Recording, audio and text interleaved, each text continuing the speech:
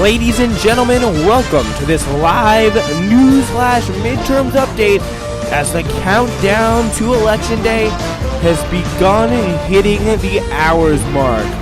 Less than 50 hours away from the polls closing. We're going to give you everything you need to know live today on this Sunday night episode of Newsflash. Thank you so much for joining us here today. My name is Spencer Walsh. Really appreciate it. As we got this live update for you, we're going to give you everything you need to know. What's going on? What's the news? Can they take the Senate? Can they take the House? Find out now. This is Newsflash's coverage of America's vote on the Spencer Walsh Radio Network. Thank you so much for joining us here today. Consensuses right now at this point are beginning to be formed, right? So there's a consensus of both parties. The Democrats are likely to pick up around 35 House seats on Tuesday. There's a bipartisan view. The outlook for the Senate is a little bit less clear. Top officials on both sides agree that Republicans are likely to defeat Senator Heidi Heitkamp, Democrat of North Dakota, who's roughly 10 points down the polls. She's pretty much, at this point, viewed as a goner. Kevin Cramer, I mean, we talked about him with James Stanley. He just seems to be way too far in the lead for anyone to pick up. But pretty much every other Senate Democrat is still very much seen as viable. You got people like Joe Donnelly. Got people like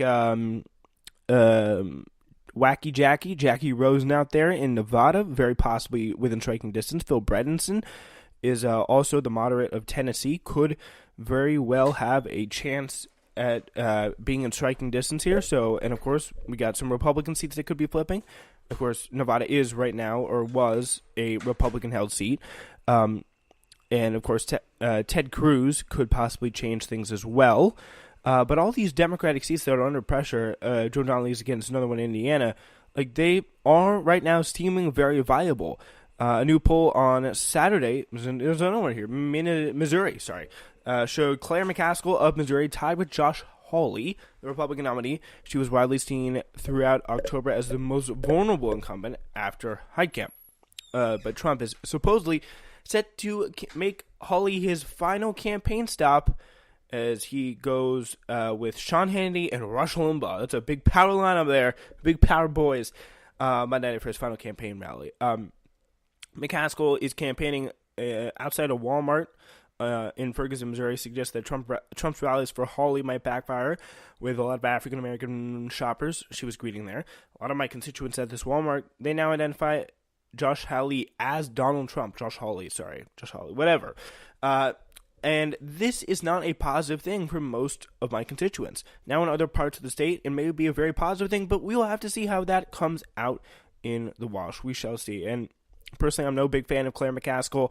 I really wish it could be any other Democrat than her. I would rather have she's just such a centrist. She's just such a right-wing Democrat. It really just gets under my skin. But, I mean, you'd rather have her than a Republican because she, being in the Democratic Party, she still has to come out against Trump. She still has to come out against Republicans once in a while, at least. That's better than someone who's actually winning as Republican. Right now, we don't have any other options. We don't have any other viable options. And in a race like this, that is so important, I urge all Democrats to come out here and support, at least for now, behind Claire McCaskill and maybe give a good primary challenge to her next time around. But it's too late for that. So, yes, Senator Joe Donnelly, Democrat of Indiana, has a small lead in some public polls, even as the Republicans claim that their surveys have him trailing. If Democrats lose the Heitkamp seat, they have a remote chance of winning the Senate. They would have to win 3 of the 4 Republican-held seats. In Texas, of course, that's Beto. Arizona, that is Kristen Sinema, another big centrist in Nevada. Jackie Rosen, another big centrist in Tennessee. Phil Bredesen is also a big centrist. So there's going to be a lot of centrist key. It's going to be very interesting. This could be a big test for centrism, whether it works against a Republican agenda in key, close races in Republican-held states. So we got Texas is definitely Ted Cruz. Beto is a little bit more of a progressive. But if we go to Arizona, Kristen Sinema, Jackie Rosen, and Phil Bredesen, those are all big time moderates and centrists. So if they lose here, if this is going to be very interesting, if Beto is the only one who comes out on top, it just shows you can't just be Republican light. You cannot be Republican light like that. It's going to be very tough. So it's going to have to be 3 of the 4 and all the other Democratic seats they're going to have to hold if Heitkamp loses. But if Heitkamp loses, they have a little bit more wiggle room there on that front, which is going to be a little bit reassuring. So that's pretty much how it stands now. Of the four officials in both parties, think Democrats are best positioned to win in Arizona and Nevada. So it's Kristen Sinema and Jackie Rosen, where Trump's incendiary language on immigration has struck a chord with some Hispanic voters. We talked about losing the Latinos. Will that stick? Will that message stick, or will Trump's immigration talk stick within them both? Will their gripes with the Democratic Party stick, or immigration? That's the weighing balance. You can only listen on Tuesday. Listen to Spencer Walsh Radio Network coverage at 9, noon, and 2 and 8 p.m. to find out this stuff. It's going to be very, very important, folks. Very important. All right, so it's less clear what of the remaining two seats is most viable. So we've got Tennessee and Texas.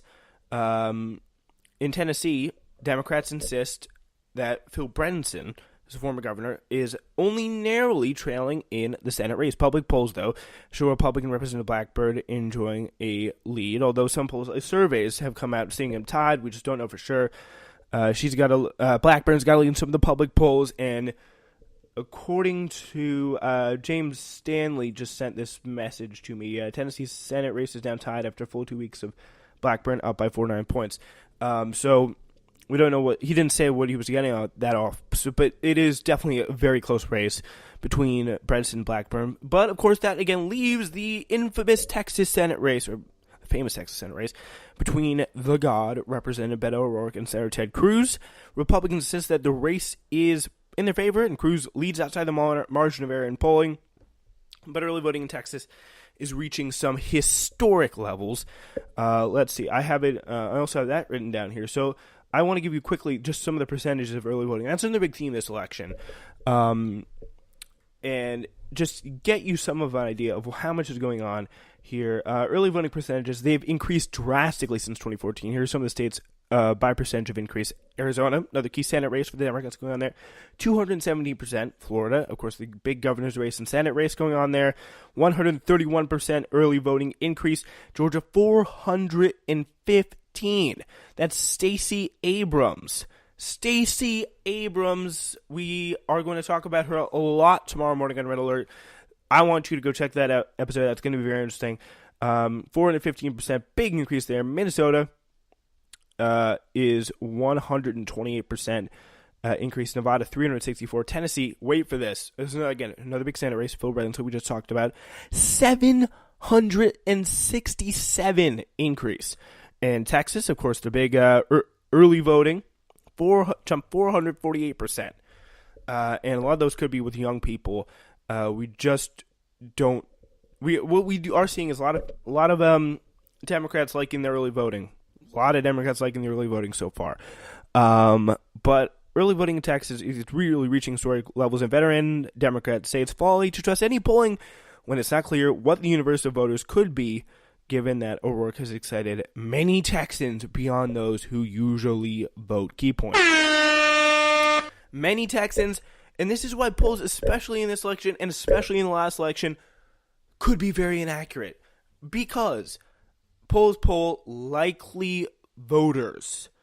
And especially in a lot of elections where there's a lot of change makers out there, they're not always going to be voting. They're not always going to be registered as voting in the past. And that could be what a lot of people don't see coming, and why. So a lot of these polls, I'm going to make a prediction. I'm going to go ahead here and make a big poll prediction right now. A lot of these polls, especially in races where the candidate's more aggressive, more dynamic, they're not going to be always as accurate because it doesn't account for those people who sign up just to vote for people like Beto O'Rourke, for people who really excite them, like a Stacey Abrams of Georgia. And all those, maybe even a Phil Bredesen of Tennessee, you're seeing like 767% early voting there. There's a lot of people excited there to get out and vote early. Taylor Swift being one of them. Shout out to Taylor. Beto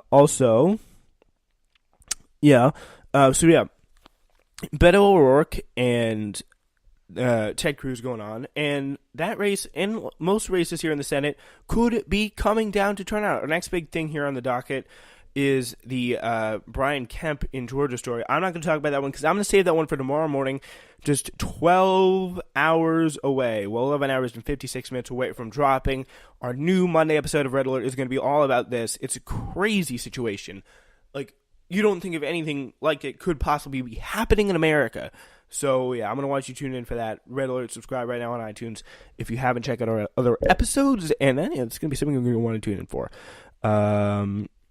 Yeah, so Mike Bloomberg and George Soros want to take away Florida's guns, guys. I don't even know that.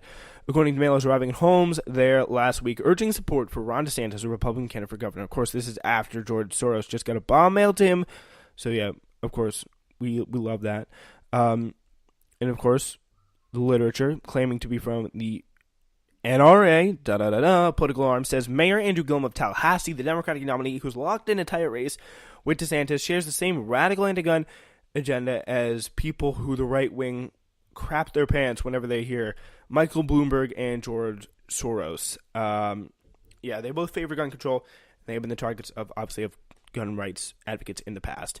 Yeah, Soros funded and organized teenage survivors of the Parkland massacre who became gun control activists, according to pro-gun conspiracy theorists.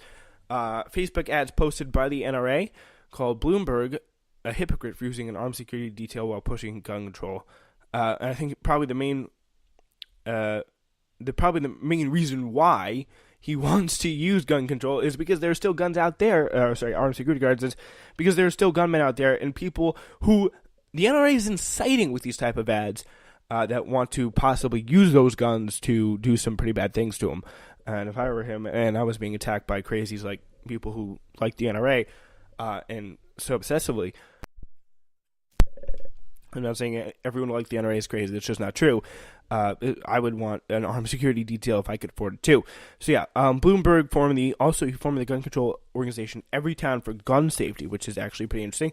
In a tweet this week, the NRA took aim at billionaires. A smart strategy, along with the Tom Steyer, California mega donor to Democratic candidates. Soros and Steyer were among the targets who had pipe bombs sent to them by a fervent Trump supporter, Caesar Sayoc Jr. this past month, as I'm sure you remember.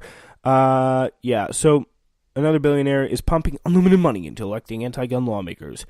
Notorious anti-gunner George Soros joins anti-gun billionaires Steyers and Bloomberg. There is no end to how much they'll pay to push their elitist agenda on Americans. And I mean, whenever I hear Republicans talking about big money and Democrats being supported by big money, I want to blow my head off. Because if you think about the Koch, the Mercers, the big corporations, end on end over end, who support these Republican politicians. It's not just two people. It's hard for them to villainize. Like, it was easy to villainize the Koch brothers, but now, like, we're finding out more and more, and we're realizing that it's pretty much every corporation under the sun supports your average Republican candidate, it feels like. Like, pretty much every single one under the sun. Like, it's absolutely incredible how much they can push for corporations. Like, there's no end to that. And there's no end to how much they'll put their corporate agenda on Americans and the Republican agenda. That's what we see going on right there. It's really pretty crazy. Gillum said he supports the Second Amendment but favors a series of gun control measures. His campaign has received millions in support from the three men, so Steyer, Bloomberg, and Soros. And that's personally not something I really like to. I prefer a progressive populist, someone who's running with that support, without the support of Soros. And I mean, I'm sure he does get a lot of small dollar donations. I can open secrets him really, really quick. It would be interesting to find out that situation here, because I do know there has been excuse me, there has been some questions about this guy's finances, shall we just say. Yeah, so Florida 15 okay, Florida governor, if we can find that out, that would be preferable.